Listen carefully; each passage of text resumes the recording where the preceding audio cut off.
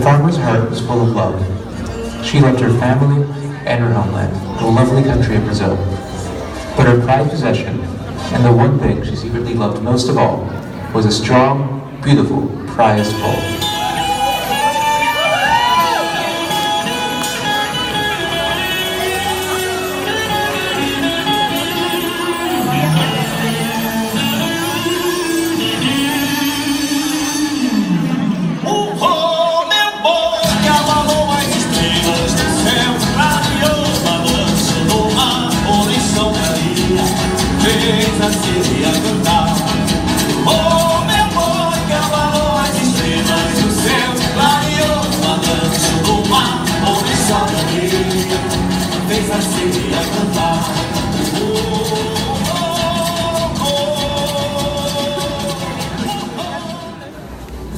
Now, on this plantation, there was a slave named Francisco.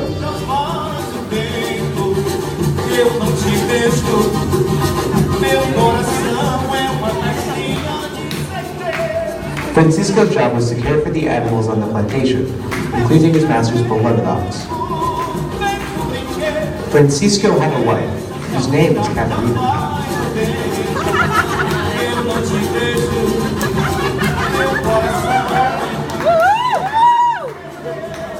He loved her more than anything in the world, and she loved him.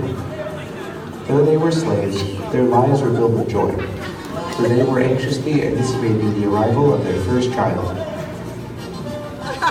Now, it's a well-known fact that pregnant women sometimes have powerful cravings, and Catarina began to crave one delicacy in particular, cow tongue. But not just any cow, it had to be the tongue of the master's prized bull. Francisco tried to reason with his wife. How could he kill their master's prized possession? But Catarina was adamant. She had to have that bull's tongue, and no other, for that bull, she believed, was a magical creature who would bring forth good fortune to them and their child. And you know, right? If a pregnant woman doesn't eat the source of her craving, her baby will end up looking just like it. What would Francisco do? He had a responsibility to care for his master's property, but he also loved his wife. He was concerned for her health and for their unborn child. At last, he made a difficult decision to risk his master's displeasure and get the bull's tongue for his wife. As soon as he killed the bull, Francisco was full of remorse. Though his wife was happy, he feared what his master would do when she discovered the death of her beloved animal. Soon his master appeared, looking for her bull. Finally, Francisco was overcome with guilt. He confessed what he had done and fell to his knees, begging his master's forgiveness. The farmer's anger, fueled by her sorrow at the loss of the one thing she secretly loved most in all of the world, could not be appeased. Though Catarina pleaded with her to be merciful, she vowed that if Francisco could be captured, he would be sentenced to death.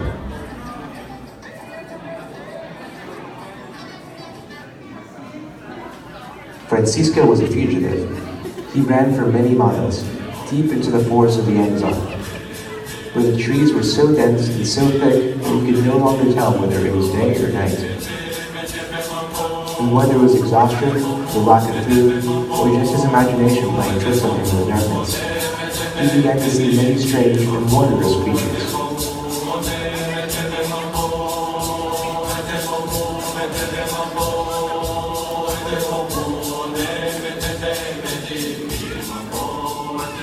Just when he thought he had completely lost his wits, he came upon a female shaman, a holy woman from one of the tribes of the forest.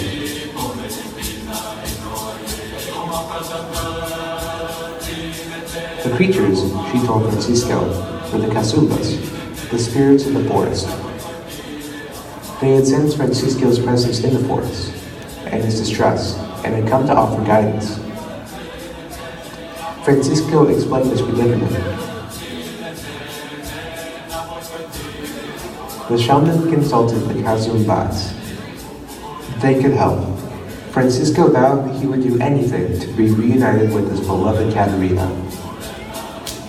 And so, Francisco returned to his master's plantation. Katerina was both overjoyed and terrified to see him.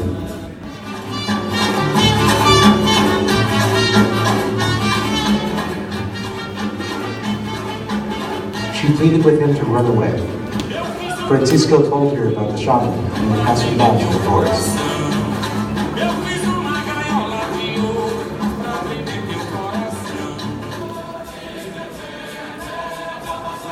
Francisco explained to his wife that they must believe in the spirits of the forest.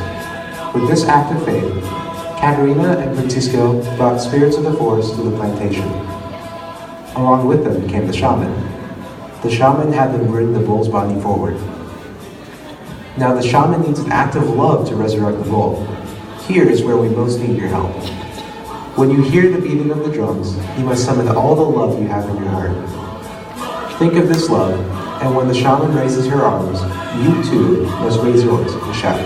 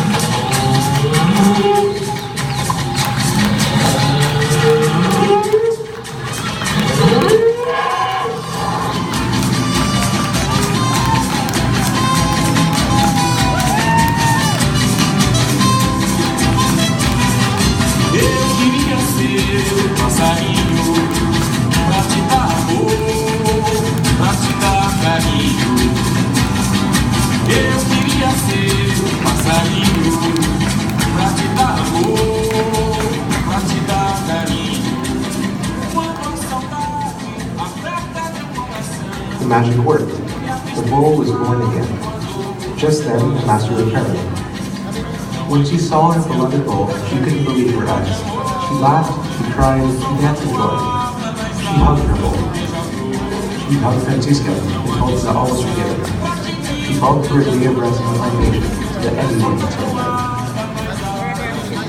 And you can help us celebrate our story tonight by joining us in the final dance.